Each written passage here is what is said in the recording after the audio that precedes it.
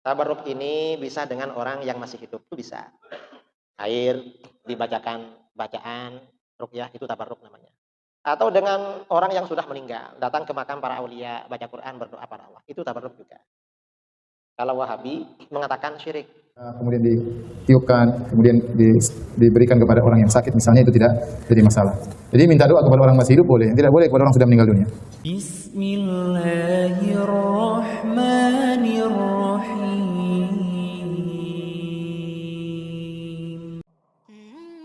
Assalamualaikum warahmatullahi wabarakatuh. Sahabat muslim yang dirahmati Allah subhanahu wa ta'ala. Berjumpa lagi dengan channel Hasika Wafa. Sebelumnya kami ucapkan banyak terima kasih dan kami doakan, semoga Allah subhanahu wa ta'ala senantiasa memberikan kesehatan dan menjauhkan kita dari segala musibah dan bencana. Amin ya robbal alamin. Pada video sebelumnya, kita telah membahas pernyataan Ustadz Idrus Ramli yang menyebut bahwa kelompok Salafi sering sekali membid'ahkan dan menyesatkan amalan orang lain. Pada video kali ini, channel Hasika Wafa akan membahas tentang salah satu pernyataan dari Ustadz Idrus Ramli yang menyebut bahwa kelompok Salafi tidak percaya dengan tabaruk dan menganggap hal tersebut termasuk perbuatan syirik.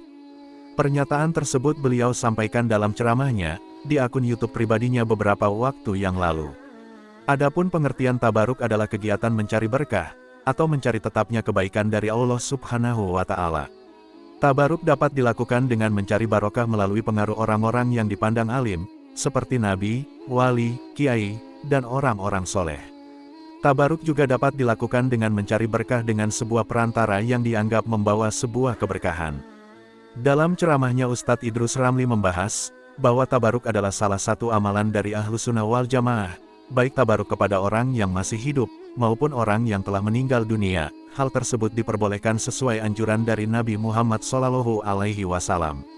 Namun beliau mengatakan bahwa kelompok Salafi menganggap tabaruk selain kepada baginda Nabi Muhammad SAW hukumnya syirik. Lebih lanjut Ustadz Idrus Ramli mengatakan bahwa tabaruk selain kepada Nabi Muhammad SAW diperbolehkan dan tidak termasuk perbuatan yang syirik. Bahkan tabaruk kepada orang yang sudah meninggal dunia juga dianjurkan, sesuai dengan hadis Nabi yang diriwayatkan oleh Imam Baihaqi. Berikut kita dengarkan pernyataan dari Ustadz Idrus Ramli, diambil dari channel YouTube Muhammad Idrus Ramli Official. Tabarruk itu artinya mencari keberkahan. Tabarruk ini termasuk ciri khas ajaran Ahlus Sunnah wal. Tabarruk ini bisa dengan orang yang masih hidup, itu bisa. Air dibacakan bacaan ruqyah, itu tabarruk namanya. Atau dengan orang yang sudah meninggal, datang ke makam para aulia, baca Quran, berdoa pada Allah, itu tabarruk juga. Kalau Wahabi mengatakan syirik. Syirik seperti itu. Kalau kita nggak syirik, Wahabi itu membolehkan tabarruk hanya dengan Rasulullah. Kalau selain Rasulullah syirik. Kalau kita enggak. Mengapa? Rasulullah yang mengajarkan. Dalam hadis riwayat Imam Al-Baihaqi dalam Syu'abul Iman dari Abdullah bin Umar radhiyallahu anhuma. Kana Rasulullah sallallahu alaihi wasallam yab'atsu ilal matahir fayu'ta bil ma' fayashrabuhu yarju barakata aidil muslimin. Rasulullah sering menyuruh orang mendatangi tempat-tempat wudu di masjid. Sahabat muslim yang dirahmati Allah subhanahu wa ta'ala, tabaruk dapat dibagi menjadi beberapa macam. Seperti tabaruk terhadap Nabi Muhammad SAW, tabaruk terhadap orang-orang soleh, terhadap tempat dan juga tabaruk terhadap waktu. Lantas benarkah kelompok Salafi membid'ahkan tabaruk selain kepada Nabi Muhammad SAW dan menganggap hal tersebut perbuatan syirik? Berikut penjelasan dari Ustadz Syafiq Basalamah dan Ustadz Firanda, ulama yang kerap dianggap sebagai kelompok Salafi yang radikal. Dan juga penjelasan dari Ustadz Adi Hidayat, tentang hukum tabaruk yang diperbolehkan dalam ajaran Islam. Tabaruk yang diperbolehkan adalah tabaruk yang sesuai dengan perintah Allah, yang sesuai dengan ajaran Nabi SAW. Kita bertabaruk dengan air Zam-Zam. Bismillah. Ini air Zam-Zam jemaah. Mana panitia? Soalnya lihat gelas ini nggak berkurang jemaah airnya. Mungkin dikasih air Zam-Zam. Tabaruk dengan air Zam-Zam. Tabaruk dengan sisa-sisa Rasulullah SAW. Itu diperintahkan. Kita cari barokah dari orang yang alim dengan ilmunya, dengan doanya. Tapi kalau tabaruk antum sama tiangnya masjid nggak boleh. Kita boleh meminta doa kepada orang yang kita anggap soleh, ya. Ya. Kemudian dia mendoakan kita, ya. Nggak ada masalah, itu diantara tawasul yang diperbolehkan. ada 3 bentuk tawassul yang disyariatkan. Pertama, tawassul dengan minta doa kepada orang yang soleh. Ya. Rasulullah SAW pernah berkata kepada Umar, kalau datang Hamdadun ahli Yaman, tentara dari negeri Yaman, maka carilah seorang bernama Uwais Al-Qarani.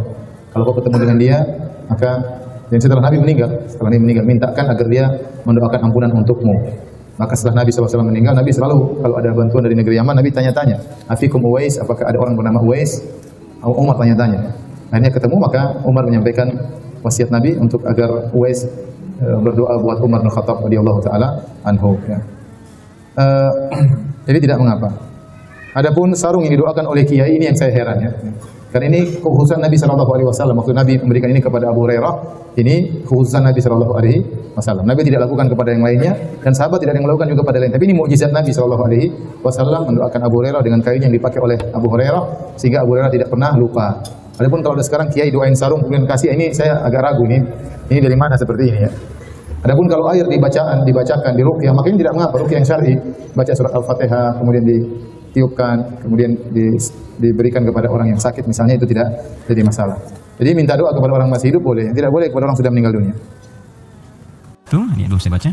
Jika kita berobat ke tempat semacam Pak Haji, mungkin Anda bukan kita, saya tidak ikut. Oke.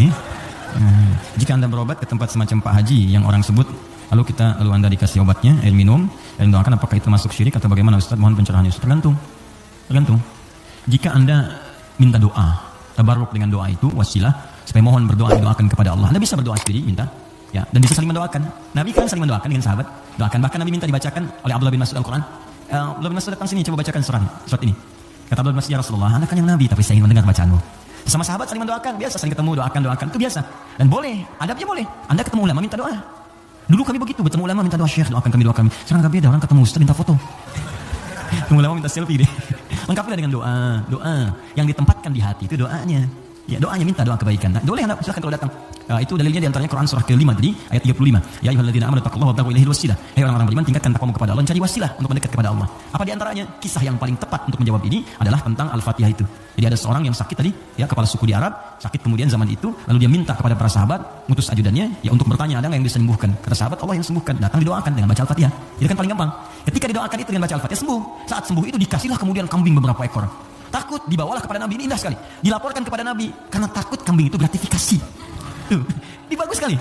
Jadi takut, bisa saya takut salah nih, dibawa ke Nabi. Nabi, tadi ada orang sakit, terus minta bantuan. Saya ingat ajaran Anda, baca Al-Fatihah, saya bacakan. Habis itu dikasih kambing begini. Nabi langsung senyum, ketawa, tabas sama baik kan. Gitu ya, kurang lebih. Kata Nabi, tahu dari mana engkau Al-Fatihah bisa punya manfaat seperti itu?